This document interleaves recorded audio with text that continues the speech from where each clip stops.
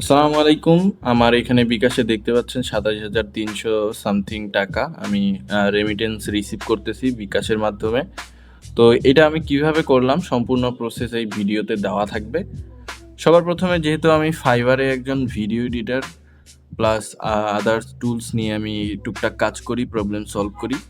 সেজন্য আমি উইথড্র করে প্রথমে পেনিয়রে নিছি টাকাটা। দেন আমার এই বিকাশ অ্যাপের মধ্যে দেখতে পাইলেন কোনো টাকা নাই। আমি দেখানোর জন্য খালি করছি।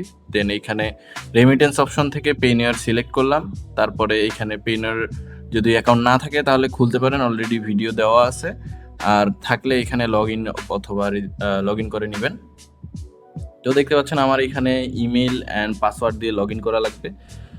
এইখানে আমার ইমেলটা আমি বসায় দিব, দেন পাসওয়ার্ড দিব, দিয়ে এখানে হচ্ছে আপনার অথেন্টিকেটর কোড যদি থাকে অথেন্টিকেটর কোড দিতে বলতে পারে, অথবা ফোনের মধ্যে টেক্সট মেসেজ অন থাকলে সেখানে ভেরিফিকেশন কোড যাবে।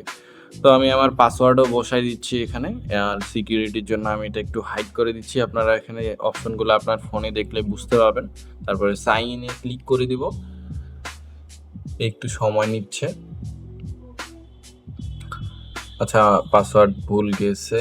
আচ্ছা, একটু মেইলটা চেক করে নেই ঠিক আছে কিনা। মেইল ঠিক আছে, হয়তো পাসওয়ার্ডে একটু হয়তো পাসওয়ার্ড ভুল গেছে। আমি আরেকবার দিয়ে চেষ্টা করব যে পাসওয়ার্ড ঠিক আছে কিনা।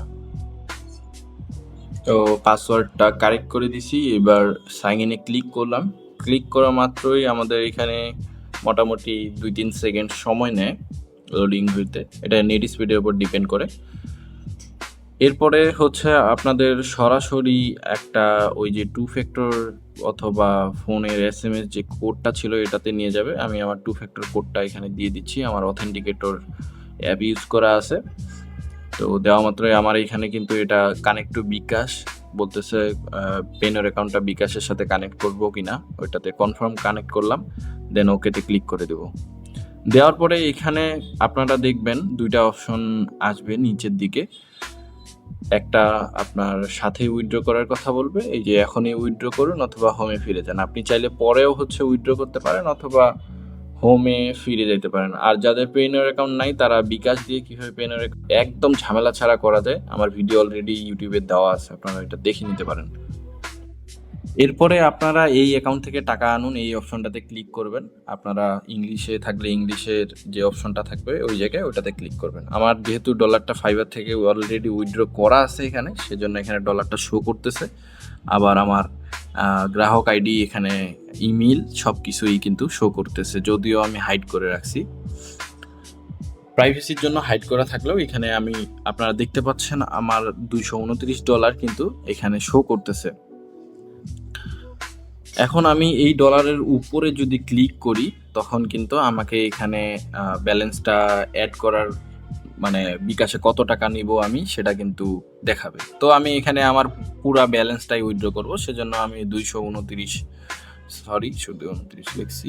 আচ্ছা, 229.4 দিলাম, সরি 2, এটা জাস্ট দিলাম।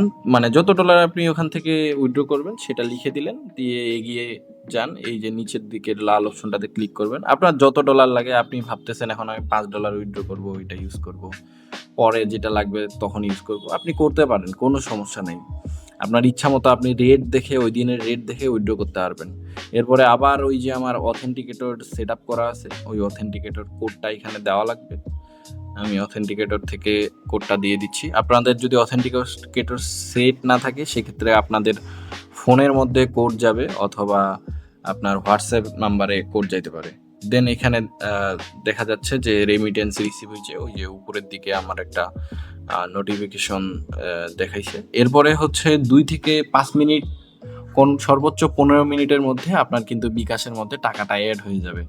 ওরা ভেরিফাই করবে, করার পরে টাকাটা অ্যাড করে দিবে। এখানে এই দেখতে পাচ্ছেন এখানে এখনও অ্যাড হয়নি, তবে 2-3 মিনিট যদি অপেক্ষা করি আমাদের কিন্তু রেমিটেন্সটা রিসিভ হয়ে যাবে এবং ব্যালেন্সে শো করবে। 2-3 মিনিট অপেক্ষা করার পরেই কিন্তু আমার হচ্ছে রেমিটেন্স রিসিভ হয়ে গেছে। এখন যদি আমরা আমাদের ইনবক্সটা চেক করি, আমাদের যে লেনদেনের হিস্ট্রিটা আছে সেখানে গেলে দেখতে পাবেন 27,389 টাকা আমার রেমিটেন্স রিসিভ হয়েছে।